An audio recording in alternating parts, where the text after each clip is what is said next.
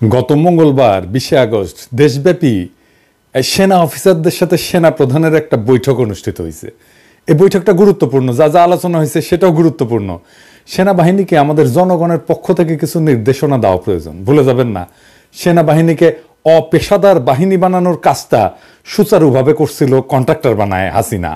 আবার দেখলাম ব্যবসায়ীদের সাথে মিটিং করেছেন সেনাপ্রধান। হ্যাঁ, কেন? ব্যবসায়ীরা গেছে মিলিটারি নিরাপত্তা চাইতে আপনার কাছে। ওয়াকার সাহেব, আপনি পারেন দিতে? তারা দরকার হইলে প্রফেসর ইউনূসের কাছে যাবে, শিল্প বাণিজ্য উপদেষ্টার কাছে যাবে, আপনার কাছে কেন নিরাপত্তার জন্য?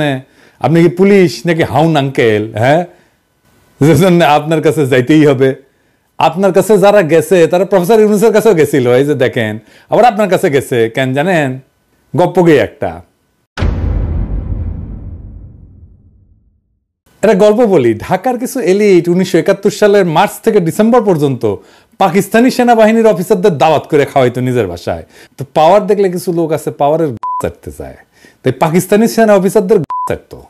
আবার 16 ডিসেম্বর হইলো, সে একই লোকেরা ইন্ডিয়ান আর্মির অফিসারদের ডেকে ডেকে দাওয়াত খাওয়াইতো, মানে পাওয়ারের আর কি, বুঝছাও? তো আপনার পাশে যে দুইজন আছে না, আপনার এখন হোগা চাটতে গেছে, তারা হাসিনারও হোগা কেমনে চাটছে দেখেন। এডিটর সাহেব দেখান একটু। এই জন্যই বলি শেখ হাসিনার সরকার বারবার দরকার। তাই শিল্পী কবির সুমনের জনপ্রিয় গানের ভাষায় বলতে চাই, প্রথমত আমি তোমাকে চাই, শেষ পর্যন্ত আমি তোমাকে চাই, ভীষণ অসম্ভবও তোমাকে চাই। জয় বাংলা, জয় বঙ্গবন্ধু। আমরা আপনাকে আবারও প্রতিজ্ঞা করে গেলাম, আপনার সাথে আমরা ছিলাম, আমরা আছি, আমরা ভবিষ্যতেও থাকবো। মাননীয় প্রধানমন্ত্রী 100 বছর জীবিত থাকবে, তারও বেশি থাকলে উনি ক্ষমতায় থাকবেন, প্রধানমন্ত্রী থাকবেন। আবারও গান হবে, সে যে কেন এলো না, কিছু ভালো লাগে না। জয় শেখ হাসিনা, জয় বঙ্গবন্ধু, জয় বাংলা। মাননীয় প্রধানমন্ত্রী, আমার রক্ত টকবগিয়ে উঠেছে। শেখ মুজিবের বংশ যেখানে যায় সেখানে জয়ধ্বনি হয়, সেখানে ওই দেশ উজ্জ্বল হয়ে যায়। আমার আপার জন্য দোয়া করবেন। আমি শুধু প্রধানমন্ত্রীকে দেখার জন্য, এই বিজনেস কমিটিকে দেখার জন্য আজকে এখানে উপস্থিত হয়েছি। দিয়াবাড়ি থেকে আমি ইউনাইটেড হসপিটাল যাব, 13 মিনিটে চলে গেছি। এটা করলো কে বলেন? শেখ হাসিনা, আমাদের মা জননী শেখ হাসিনা। কখনো বোন, কখনো মা। যখনই এসেছি মায়ের পবিত্র আশীর্বাদের মতো ওনার কাছ থেকে ব্যবহার পেয়েছি, কখনো খালি হাতে ফিরে যাই নাই। হ্যাঁ, শেখ হাসিনা সরকার, শেখ হাসিনা সরকার, শেখ হাসিনা সরকার। জয় বাংলা, জয় বাংলা, জয় বাংলা, জয় শেখ হাসিনা। আরেকটু জোরে ভাই, জয় শেখ হাসিনা, জয় শেখ হাসিনা। আমার রক্ত গরম হয়ে গেছে এখন। যাই হোক, এবার সবার প্রসঙ্গে আসি। কেমন আলোচনা হয়েছে? এ সবাই কর্মকর্তারা যথেষ্ট উত্তেজিত ছিলেন, যা বোঝা গেছে আর কি। আর অতীতের অন্যান্য সবাই খুব কম অফিসার প্রশ্ন করতেন, কিন্তু 20 আগস্টের সবাই অনেককে প্রশ্ন করার জন্য হাত তুলতে দেখা গেছে।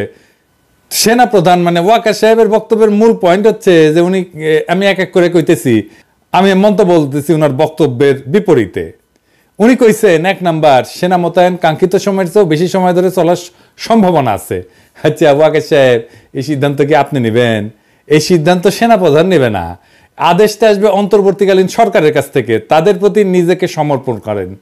একই সাথে গোপনে নানা রাজনৈতিক দল, ডিবি, এনএসআই, ডিজিএফআই পরিচালিত ইসলামিক দল এবং গোষ্ঠীগুলোর সাথে দেখা সাক্ষাৎ বন্ধ করেন। এই জিনিসগুলো খবর আমাদের কাছে আছে। কি করিচ্ছেন এগুলো আপনার লোকেরাই আমাদের এসে কয়া দেয়, বুঝছাও? এটা বন্ধ করেন, নিষেধ করিচ্ছি, বন্ধ করেন।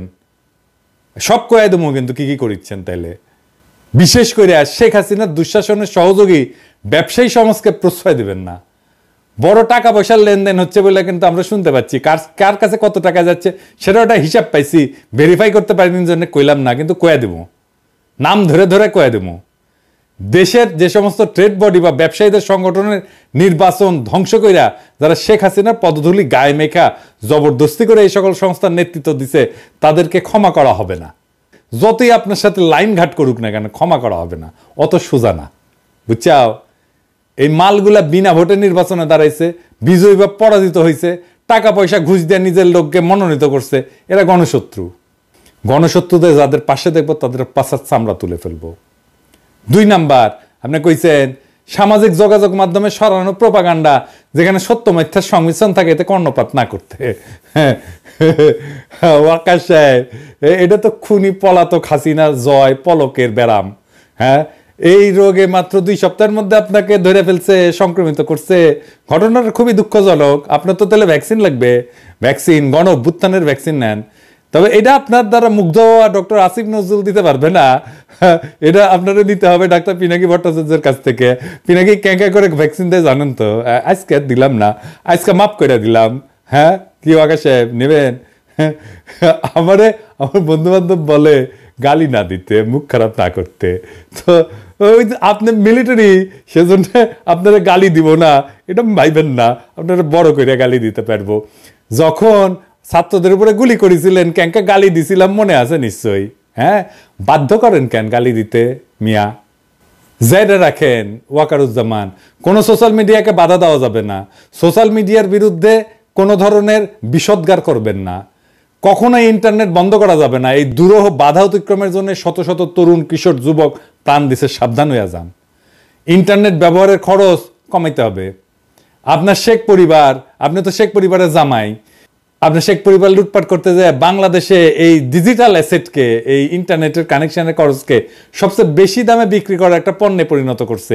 ইন্টারনেট ডেটা সহ সকল পণ্য দুনিয়ায় সবচেয়ে বেশি মূল্যে যে সকল দেশ বিক্রি হয় তার মধ্যে অন্যতমটা হচ্ছে আপনার পলাতক খালা শাশুড়ির সোনার বাংলায়। 3 নাম্বার, আপনি কইছেন অপ্রীতিকর ঘটনা সংঘটিত না করে এবং তা থেকে দূরত্ব বজায় রাখতে। অপ্রীতিকর ঘটনা এড়াইতে হলে দ্রুততম সময় সেনাবাহিনীকে মাঠ থেকে তুলে সেনা ছাউনিতে নিয়ে যেতে হবে। সীমান্ত রক্ষার জন্য জোরদার ট্রেনিং শুরু করতে হবে, কারণ আমাদের সকল সীমান্তই এখন অরক্ষিত। দেশের সার্বভৌমত্ব, জাতীয় নিরাপত্তা প্রত্যেক দিন বিঘ্নিত হচ্ছে। সমগ্র দেশবাসী জনগণকে সাথে নিয়ে সশস্ত্র বাহিনীর নেতৃত্বে আমরা বহিঃশত্রুর আক্রমণের হুমকি, আভ্যন্তরীণ বিষয়ে হস্তক্ষেপ এবং তাদের বাড়াবাড়িকে রুখে দাঁড়াবো ইনশাল্লাহ। সিভিল লাইফ অর্থাৎ জনজীবনে আপনি ঢুকবেন না, এটা আপনার কাজ না। আপনি সিভিল লাইফে না ঢুকে ব্যবসায়ীদের সাথে ঘুটুনা কইরা অরক্ষিত সার্বভৌমত্বকে কিভাবে নিরাপত্তা দেওয়া যায় সে বিষয়ে চিন্তা করেন। ইন্ডিয়ার সাথে খুনি হাসিনা যে সমস্ত গোপন চুক্তি করেছে তার সেই সকল অসমস্ত কাজ সম্পন্ন করার লালসায় যেন না পড়েন।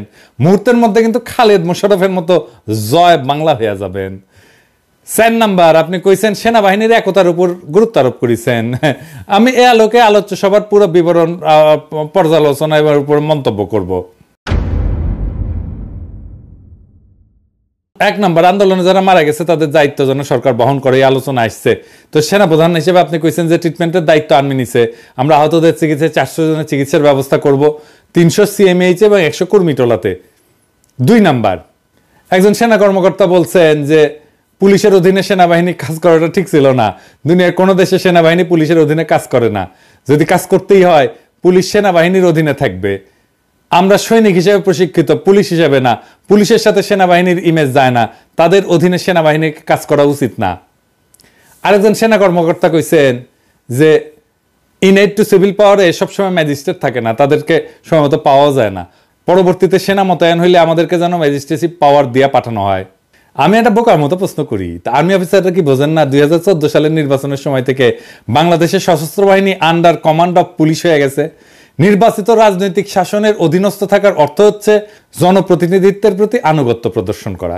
কিন্তু যখন দেশে ভোট হয় না, নির্বাচন ছাড়াই তথাকথিত জনপ্রতিনিধি মনোনীত হয়, তারা দেশ চালায় এবং তাদের অধীনে আর্ম ফোর্সেসকে কাজ করতে হয়, তখন জনগণের সার্বভৌমত্ব, দেশের সার্বভৌমত্ব বলে কিছুই অবশিষ্ট থাকে না।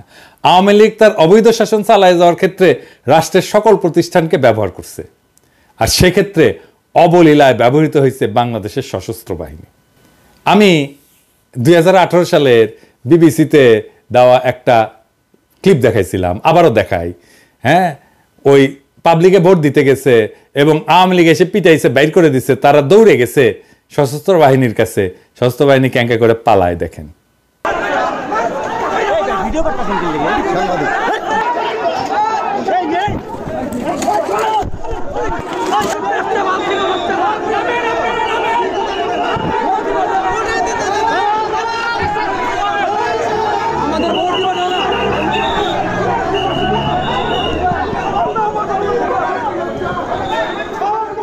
এই পুরো আয়োজনে বাংলাদেশের পুলিশের ভূমিকা ছিল শেখ মুজিব শাসনামলে রক্ষী বাহিনীর মতো নেতৃত্বের আসনে, ওরাই ছিল সুপ্রিম ফোর্স। সেই জন্যই শেখ হাসিনার পতনের ঘটনায় সবচেয়ে বেশি জনপ্রতিরোধের মুখে পড়ছে পুলিশের পোশাকে চাকুরিরত একদল গুন্ডা, ডাকাত এবং সন্ত্রাসী। বেনজিরের মতো কয়েক শত কোটি টাকার মালিক হয়েছে এমন পুলিশ অফিসারের সংখ্যা 500-র বেশি। এর মধ্যে প্রাক্তন আইজি থেকে শুরু করে ওসি পদের লোকেরাও আছে। আজিজের মতো কুখ্যাত জঘন্য সেনাবাহিনী প্রধান থেকে শুরু কইরা ইঞ্জিনিয়ারিং কোর, বিভিন্ন প্রজেক্ট পরিচালনাকারী কর্মকর্তা, ডিজিএফআই, র্যাব সহ ডাকাতি করা যায় এমন পদগুলোতে বসে কাজ করা যায় প্রায় 60 থেকে 65 জন জেনারেল 100 কোটি টাকা এবং সহায় সম্পদের মালিক হয়েছে। এই 60 থেকে 65 জন জেনারেলের তালিকা আমরা তৈরি করতেছি, আমরা এটা প্রকাশ করে দেব। পুলিশের সাথে প্রতিযোগিতা করে আর্মি অফিসাররা 2009 সাল থেকে র্যাব, বিজিবি, আনসার, ডিজিএফআইতে বসে গুম, খুন, ক্রসফায়ার সবই করেছে আর টাকা কামাইছে। এই প্রক্রিয়ায় জন্ম হয়েছে আজিজের মতো একজন নিকৃষ্ট সেনা প্রধানের এবং কয়েক ডজন ক্রিমিনাল জেনারেলের, যার মধ্যে একজন জিয়া। সেনা প্রধানকে এদের বিরুদ্ধে কোনো ব্যবস্থা নেবেন? তিনি কি র্যাব ভেঙে দিবেন? ডিজিএফআই নিষিদ্ধ করতে পারবেন? তা যদি না করেন তাহলে বুঝতে এবং প্রস্তুতি নিতে হবে বাংলাদেশে মানবতা বিরোধী যে সমস্ত কর্মকাণ্ড শেখ হাসিনার দুঃশাসনে চলছে সেগুলোর ওয়াকারুজ্জামানের সমর্থনে এবং পরবর্তীকালে তার নেতৃত্ব অব্যাহত থাকবে। এরপর একজন সেনা কর্মকর্তা গোপালগঞ্জে 10 বেঙ্গল রেজিমেন্টের সেনা সদস্যের উপর হামলার বিষয়টি উত্থাপন করেন। জবাবে সেনাপ্রধান ঘটনার জন্য দুঃখ প্রকাশ করে বলেন যে জড়িত ব্যক্তিদের আইনের আওতায় আনা হবে। মিরপুর ডিএইচএসে হামলার ঘটনা উল্লেখ করে একজন সেনা কর্মকর্তা ক্ষোভ প্রকাশ করে বলেন যে রেসিডেন্সিয়াল এরিয়া বাড়ি বাড়ি ঢুকে হামলা করা হয়েছে, সেটা নিয়ে আমরা দুঃখ পেয়েছিলাম, কেন এটা হইল? সেনাপ্রধান বলছেন যে এমআইএসটি এবং বিইউপির স্টুডেন্টদের হল ছেড়ে দেওয়ার আদেশ দেওয়া হয়েছিল। কিছু স্টুডেন্ট ডিএইচএস এর ভিতরে বাসা ভাড়া নিয়েছিল নিরাপত্তার জন্য, পরের দিন বাইরের কোনো এলিমেন্ট যেন ঢুকতে না পারে, এই জন্য ডিএইচএস সিকিউর করা হয়েছিল। কিন্তু সে রাতে এমআইএসটি এবং বিইউপি স্টুডেন্টরা পাল্টা ধাওয়া করছিল, এদের খোঁজার জন্য সেখানে সেদিন অভিযান হয়। এরপর একজন সেনা কর্মকর্তা বলছেন জনপ্রশাসন, পুলিশ বিভাগ এবং বিচার বিভাগের উচ্চ পদে আসীন অনেক অফিসার পালায় গেছেন, এখন পালানোর জন্য অনেক রেডি এবং তৈরি। এই সুযোগে অনেকে প্রমোশন নিয়ে উচ্চ এবং ভালো পদে বসার সুযোগ নিচ্ছেন। মানুষ কিভাবে মরছে তা সবাই দেখছে। এরপর একজন সেনা কর্মকর্তা বলেন যে ক্যান্টনমেন্টে বিগত কয়েক বছরে যে পরিমাণে রাজনৈতিক কার্যক্রম হয়েছে সেনাবাহিনীতে অতীতে এমনটি দেখা যায়নি। সেনাবাহিনীতে রাজনীতি কোনোভাবেই কাম্য না। সেনানিবাসে ভিডিও, ব্যানার, পোস্টার সহ নানান রাজনৈতিক কার্যক্রম সম্পূর্ণভাবে বন্ধ করা উচিত। সেনাপ্রধান হিসেবে বন্ধ করাটা আপনার দায়িত্ব। তো সেনাপ্রধান এই পয়েন্টটা গ্রহণ করে বলছেন যে অ্যাকসেপ্টেড। এই গণ অভ্যুত্থানের পরেও ইন্ডিয়ার মনোনীত এবং তাদের পছন্দের জেনারেলরা যদি সেনাবাহিনীর নেতৃত্ব দেয় তাহলে শেখ মুজিব এবং শেখ হাসিনার ছবি, পোস্টার, ব্যানার সরে গেলেও প্রতিবেশীরা আমাদের সেনাবাহিনীকে নিষ্ক্রিয় এবং নিস্তেজ করার যে কর্মসূচি নিছে সেটা কিন্তু চলতেই থাকবে, ব্যানার ট্যানার যাই সরান না কেন। একজন সেনা কর্মকর্তা বলছেন যে জেনারেশন জি আমাদের অনেক কিছু শেখাচ্ছে, কিন্তু বাধাগুলো হচ্ছে দুর্নীতি। আর একজন সেনা কর্মকর্তা বলেন যে দুর্নীতিগ্রস্ত মিলিটারি পার্সনদের সেনানিবাসে ঢোকার অধিকার রেস্ট্রিক্ট করতে হবে। এখানে আমি কই কি, দুর্নীতি আবার দুই ধরনের, ব্যক্তিগত এবং প্রাতিষ্ঠানিক। ইন্ডিভিজুয়াল বা ব্যক্তি নির্ভর দুর্নীতি বন্ধের জন্য মোটিভেশন দরকার, কিন্তু প্রাতিষ্ঠানিক বা ইনস্টিটিউশনাল দুর্নীতি বন্ধের জন্য আপনার হস্তক্ষেপ দরকার। যেমন ইঞ্জিনিয়ারিং কোর এবং প্রজেক্টের নামে যে দুর্নীতি হয় সেগুলোর প্রতি খেয়াল রাখতে হবে। সশস্ত্র বাহিনীর শৃঙ্খলা আইনে দুর্নীতি রোধের ব্যবস্থা আছে। জন আকাঙ্ক্ষা অনুযায়ী সেনাবাহিনীর ভেতরকার দুর্নীতি চিহ্নিত করার জন্য আপনারা কি একটা কমিশন করতে পারবেন? একদল সৎ, যোগ্য, দক্ষতা সম্পন্ন অবসরপ্রাপ্ত অফিসার দিয়ে এই কাজটা শুরু করতে পারেন। সেই তদন্তে যারা অপরাধী হিসেবে চিহ্নিত হবে তাদেরকে কোর্ট মার্শাল করেন এবং দায়ীদেরকে সেনানিবাসে ঢোকা এবং অবসরে যে সকল সুযোগ সুবিধা পাওয়া যায় সেগুলো থেকে রেস্ট্রিক্ট করেন। তা করার মুরত কি আর্মির আছে? একজন অফিসার বলেন যে পিলখানা তদন্তের কাগজ এবং অনেক আলামত সরায় ফেলা হয়েছে, এটা পুনঃ তদন্ত করা প্রয়োজন। পিলখানায় সেনা অফিসার হত্যার বিষয়টা উত্থাপন করে একজন অফিসার বলেন 25শে ফেব্রুয়ারিকে জাতীয় শোক দিবস ঘোষণার ব্যবস্থা করা উচিত, যেন এই জাতি সকল শহীদদের মনে রাখে। সেনাপ্রধান অ্যাডজুটেন্ট জেনারেলকে নোট নিতে বলছেন। আরেকজন অফিসার বলেন, পিলখানা নিয়ে কমেন্ট করার জন্য অনেকের প্রমোশন আটকে আছে। বিডিআর বিদ্রোহের পর চাকরি হারানো কর্মকর্তাদের ক্ষতিপূরণ দেওয়া উচিত। সেনাপ্রধান বলছেন এটা বিবেচনা করা হবে, আমরা এটা খেয়াল রাখবো কেমন বিবেচনা করেন। সামরিক বাহিনীর অফিসারদের নিশানা করে খুন করতে বিডিআর এ সংগঠিত হত্যাকাণ্ড যে একটা বিদেশি ষড়যন্ত্র ছিল তা বাংলাদেশের সংখ্যাগরিষ্ঠ মানুষ বিশ্বাস করে। সেই জন্য এর একটা স্বচ্ছ তদন্ত করে বিশ্বাসযোগ্য বিবরণ বা আখ্যান বা ন্যারেটিভ দেশবাসীর সামনে তুলে ধরা প্রয়োজন।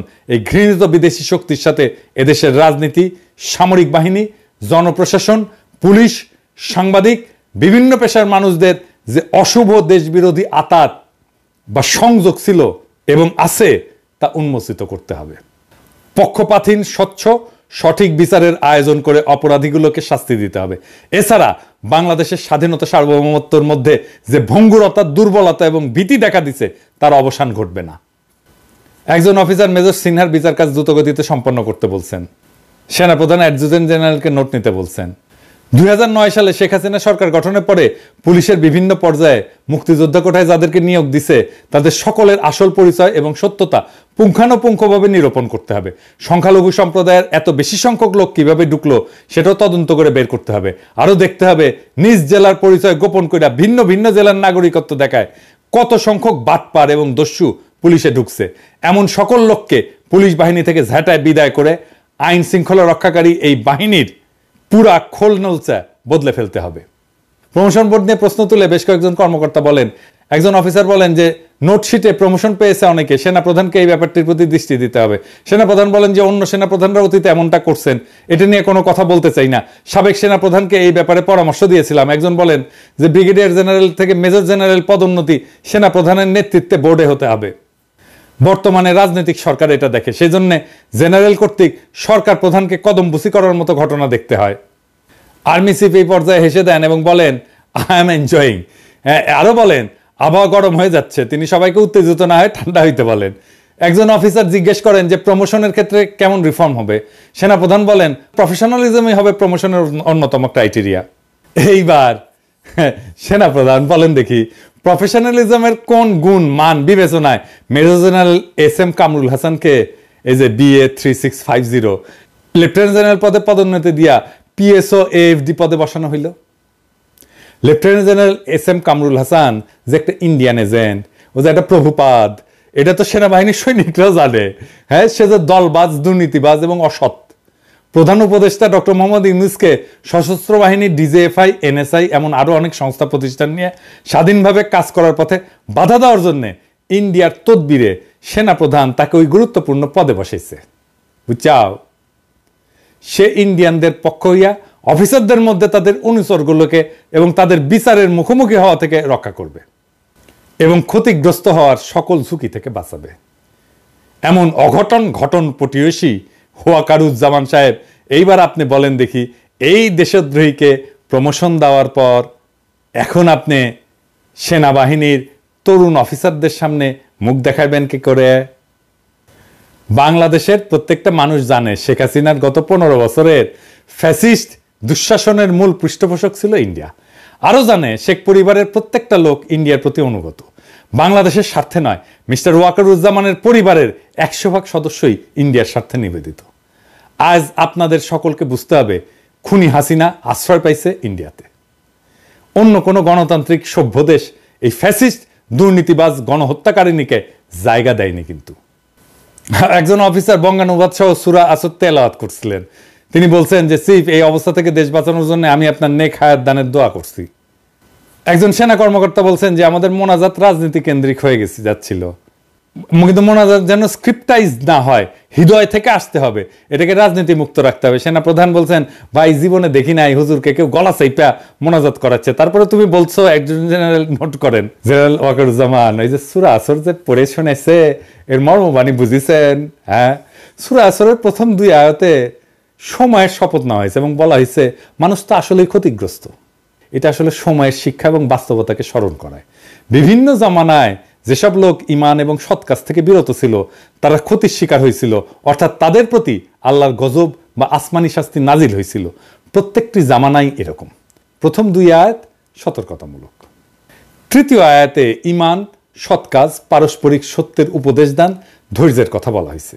যারা ইমানদার এবং শুধু নিজেই পালন করে তাই না, নিজ প্রভাব বলয়ের মধ্যে অন্যকে সত্য দিন এবং ধৈর্য ধারণের উপদেশ দেয়, আল্লাহকে ভয় করে সব ধরনের পাপ থেকে বিরত থাকে। সূরা আসর পড়লে বুঝবেন যে এদেশবাসী, জনগণ, মানুষ আজ ভীষণভাবে ক্ষতিগ্রস্ত। বাংলাদেশ লুট হয়ে গেছে। আপনার শ্বশুর বাড়ির শেখ পরিবার দেশটাকে দেউলিয়া করে লক্ষ কোটি টাকা বিদেশে নিয়ে গেছে। এই সূরা আসরের আলোকে আপনাকে বুঝতে হবে রাষ্ট্রীয় সম্পদ লুণ্ঠনকারী নাগরিকদের, সমস্ত অধিকার হরণকারী ফ্যাসিস্টদের উপর আল্লাহর গজব বা আসমানি শাস্তি নাজিল হয়েছে।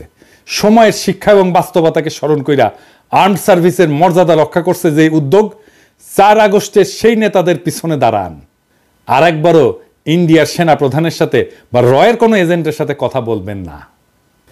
ইমান, সৎ কাজ, পারস্পরিক সত্যের উপর সশস্ত্র বাহিনীকে ঐক্যবদ্ধ এবং পুনর্গঠিত করতে হইলে 4 আগস্টের উদ্যোক্তাদের সাহায্য এবং সহযোগিতা লাগবে। আর আপনার দরকার হবে এই সমস্ত প্রবীণ শ্রদ্ধাভাজনদের কাছে ধৈর্য এবং শ্রদ্ধায় অবনত হওয়া, ইন্ডিয়ার প্রতি না। আল্লাহকে ভয় করে সব ধরনের গুনাহ থেকে বিরত থাকতে হইলে গত 15 বছর সশস্ত্র বাহিনীর ক্ষমতাকে যারা দলীয় স্বার্থে ব্যবহার করে গুম, খুন, লুটতরাজ করছে, সেই সমস্ত ক্রিমিনালকে বিচারের মুখোমুখি দাঁড় করাইতে হবে। তা না হইলে আল্লাহ যে আপনাকে ক্ষমা করবেন না, তা ভুলে গেলে কি চলবে? আমি এবার সৈনিক এবং তরুণ সেনা অফিসারদের কিছু বলতে চাই। আমার প্রিয় ভাইরা, আপনারা কি দুনিয়ার শ্রেষ্ঠ সেনাবাহিনীর একটা হইতে চান, নাকি মোটা আজিজের মতো ভুড়ি বাগায় প্রমোদে আমোদে মন ঢালিয়া দিতে চান? এখন কেউ কেউ কইতে পারেন দুনিয়ার শ্রেষ্ঠ সেনাবাহিনী কেমনে হবে? বাংলাদেশ একটা ছোট্ট দেশ, কোনো রিসোর্স নাই, টাকা পয়সাও নাই। আসেন কইয়া দিই। প্রথম হইতেছে ওই যে একটা বালের ফোর্সেস গোল আছে না, ওটা ফেলায় দেন। কি গোল নিতে হবে সেটা কইয়া দিতেছি। শ্রেষ্ঠ সৈনিক কারা হয়? তারাই হয় যারা নির্ভয় আর দুর্দান্ত সাহসী, যারা মরতে ভয় পায় না, তারাই তো শ্রেষ্ঠ সৈনিক। দুনিয়াতে এমন যুবক আছে যারা বন্দুকের গুলির সামনে নির্ভয়ে দাঁড়াইতে পারে। 1 2 জন না, সবাই, সব তরুণ যুবকদের সবাই বাংলাদেশের আবু সাইদের মতো বন্দুকের গুলির সামনে দাঁড়াইতে পারে, নড়বে না, সরবে না, পালাবে না। পৃথিবীতে এরকম তারুণ্য নাই, এটা একমাত্র বাংলাদেশের আছে, দুনিয়ার অন্য কোনো দেশের নাই। 1 2 জন তরুণ থাকতে পারে, তো সব তরুণ এটা বাংলাদেশে। এই তরুণেরা সেই সেনাবাহিনীতে থাকলে তারা দুনিয়ার কোনো সেনাবাহিনী পরাস্ত করতে পারবে না। বাংলাদেশের 18 থেকে 28 বছর বয়সী সব সক্ষম তরুণ তরুণীকে সামরিক প্রশিক্ষণ দিতে হবে। আমাদের 5 কোটি সুপ্রশিক্ষিত রিজার্ভ গণসেনা থাকবে, যে কোনো মুহূর্তে ডাক দিলে তারা ঝাঁপায় আসবে বাংলাদেশের স্বাধীনতা এবং সার্বভৌমত্ব রক্ষা করার জন্য। এই প্রশিক্ষণে তরুণেরা শুধু সুস্বাস্থ্যই পাবে না, তারা ডিসিপ্লিনড হবে। জাতি একটা ডিসিপ্লিন তারুণ্য পাবে। আমাদের শুধু 3 জায়গায় সামরিক শক্তি থাকলে চলবে না, জলে, স্থলে, অন্তরিক্ষে। আমাদের আরো 2 ডাইমেনশনে সামরিক সক্ষমতা থাকতে হবে। প্রথমে সাইবার ডোমেইন। আমাদের এক্ষুনি সাইবার ব্রিগেড করা দরকার, যা শত্রু দেশের ভার্চুয়াল অ্যাসেটে আক্রমণ চালাবে এবং ধ্বংস করবে। আমরা হাসিনার সময় ভার্চুয়াল অ্যাটাক দেখছি। হাসিনা না গেলে পুরা ডিজিটাল সিস্টেম হাসিনার ধসায় দেওয়া হইতো, আর বেশি কিছু লাগতো না। আর স্পেস কম্ব্যাট ক্যাপাসিটি লাগবে। শত্রু দেশের স্যাটেলাইট আক্রমণ করার সক্ষমতা অর্জন করতে হবে। আর অবশ্যই আমাদের পারমাণবিক যুদ্ধাস্ত্র লাগবে। বাংলাদেশের দিকে চোখ তুলে কেউ তাকাইতে পারবে না, চোখ তুলে নেব।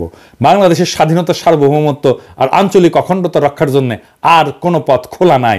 বাংলাদেশের পারমাণবিক যুদ্ধাস্ত্র নিয়ে আন্তর্জাতিক বিশ্ব কিছুই বলতে পারবে না। ভারত যখন আমাদের 9 উপনিবেশ বানাইছিল, ওরা আসছিল আমাদের বাঁচাইতে? আসে নাই।